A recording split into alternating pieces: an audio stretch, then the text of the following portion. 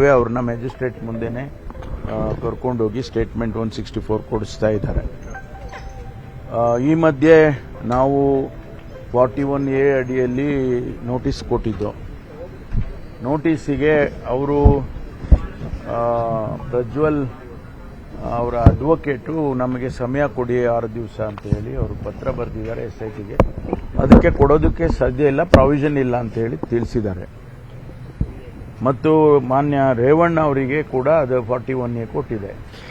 ಅವರು ನನಗೆ 24 ಅವರ್ಸು ಕೊಡಿ ಟೈಮ್ ಅಂತ ಹೇಳಿದ್ರು. ಟೈಮ್ ಕೊಡೋಕ್ಕಾಗಿಲ್ಲ ಅಂತ ಮತ್ತೊಂದು ಪ್ರೊಸೀಜರಲ್ಲಿ ಮತ್ತೊಂದು ನೋಟಿಸ್ ಕೊಟ್ಟಿದ್ದಾರೆ. ಯಾಕೆಂದರೆ ಅಲ್ಲೇನಿದೆ ಲಾನಲ್ಲಿ due opportunities has to be given ಅಂತ ಇದೆ. ಸೊ ಅದಕ್ಕೆ ಮತ್ತೊಂದು ನೋಟಿಸ್ ಕೊಟ್ಟಿದ್ದಾರೆ. ಅವರು ಒಂದು ವೇಳೆ ಅವರು ಮತ್ತು ಆ ನೋಟಿಸಿಗೂ ರೆಸ್ಪಾಂಡ್ ಮಾಡದಿದ್ರೆ ಮುಂದೆ ಏನು ಕ್ರಮ ತಗೋಬೇಕು, ಕಾನೂನಿನಲ್ಲಿ ಏನು ಪ್ರೊವಿಷನ್ ಇದೆ ಆ ರೀತಿ ಕ್ರಮ ತಗೊಳ್ತಾರೆ. ಯಾರಿಗೆ ಗೊತ್ತಿಲ್ಲಪ್ಪ, ನನಗೆ ಅದು ಮಾಹಿತಿ ಇಲ್ಲ. ಆದರೆ ಲುಕೌಟ್ ನೋಟಿಸನ್ನು ಕೂಡ ಕೊಟ್ಟಿದ್ದೆ.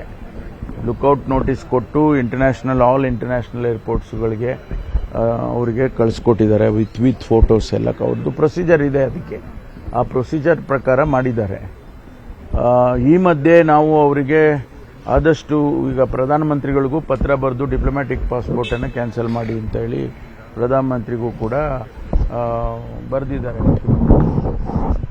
ಇದೆಲ್ಲ ನಡೀತಾ ಇದೆ.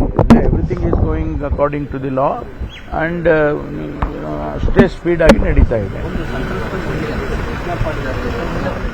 ಅದು ಕೂಡ ಮಾಹಿತಿ ಬಂದೆ, ಅದನ್ನು ಕೂಡ ಅವರು ಎನ್ಕ್ವೈರಿ ಮಾಡ್ತಾ ಇದ್ದಾರೆ. Whether it is true or not ಅಂತೇಳಿ ಪೊಲೀಸ್ನವರು ಅದನ್ನು ಕೂಡ ಎನ್ಕ್ವೈರಿ ಮಾಡ್ತಾ ಇದ್ದಾರೆ.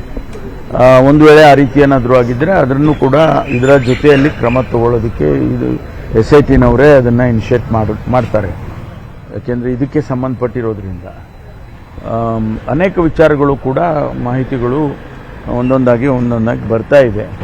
ಅದೆಲ್ಲವನ್ನು SITನವರು ಎಕ್ಸಾಮಿನ್ ಮಾಡಿಕೊಂಡು ಇನ್ನೂ ಕೆಲವರು ಮಹಿಳೆಯರು ಬಂದು ಸ್ಟೇಟ್ಮೆಂಟ್ಗಳು ಕೊಡಬೇಕು ಅನ್ನೋದು ಇದೆ. ಅದು ಆಗೋವರೆಗೂ ನಾವು ಅದನ್ನು ಹೇಳಕ್ಕೆ ಬರೋದಿಲ್ಲ.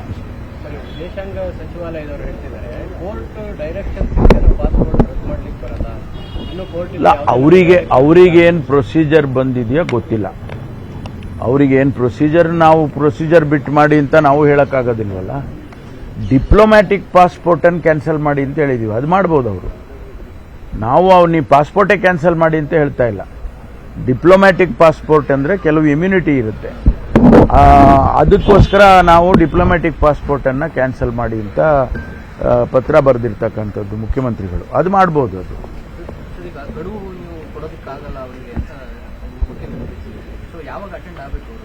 ಅಲ್ಲ, 24 ಅವರ್ಸಲ್ಲಿ ಆಗಬೇಕು ಅಂತ ಕಾನೂನಲ್ಲಿರೋದು. ಅದನ್ನು ಕೊಟ್ಟಿದ್ದೀವಿ ಮತ್ತು 1 more ನೋಟಿಸ್ ಕೊಟ್ಟಿದ್ದೀವಿ. ಈಗ ಅದು 24 ಅವರ್ಸ್, ಫರ್ದರ್ 24 ಅವರ್ಸ್ ಆಗುತ್ತೆ. ಅಷ್ಟರೊಳಗಡೆ ಬರಲಿಲ್ಲ ಅಂತಂದ್ರೆ ನೆಕ್ಸ್ಟ್ ಕೋರ್ಸ್ ಆಫ್ ಆಕ್ಷನ್ ಏನ್ ಮಾಡಬೇಕು ಅದನ್ನ ಮಾಡ್ತಾರೆ. ಇಲ್ಲ, ನಮಗೆ ಸಿಕ್ಕಿರೋ ಟಿಕೆಟ್ ಪ್ರಕಾರ ಜರ್ಮನಿಗೆ ಹೋಗಿದ್ದಾರೆ ಅಂತ. ಈಗ ನಾವು ಜರ್ಮನಿಯಲ್ಲಿ ವೆರಿಫಿಕೇಶನ್ ಮಾಡಕ್ ಹೋಗಿಲ್ಲ, ಯಾಕೆಂದ್ರೆ ಅದು ನಮ್ಮ ಇದರಲ್ಲಿ ಬರೋದಿಲ್ಲ, ಕೇಂದ್ರ ಸರ್ಕಾರ ಬರುತ್ತೆ. ನಾವೇನಪ್ಪ ಮಾಡ್ಬೋದು ಅಂದ್ರೆ ಇಲ್ಲಿಂದ ನಾವು ಯಾರನ್ನಾದ್ರೂ ಕಳಿಸಿ ಅವ್ರನ್ನ ಅಲ್ಲಿಂದ ಸೆಕ್ಯೂರ್ ಮಾಡ್ಕೊಂಡು ಬರೋದಕ್ಕೆ ಪ್ರಯತ್ನ ಮಾಡ್ಬೋದು. ಅದು ನೆಕ್ಸ್ಟ್ ಫೇಸ್ನಲ್ಲಿ ಆಗ್ತದೆ. ಈಗ ಅದನ್ನು ಮಾಡಕ್ ಹೋಗಲ್ಲ.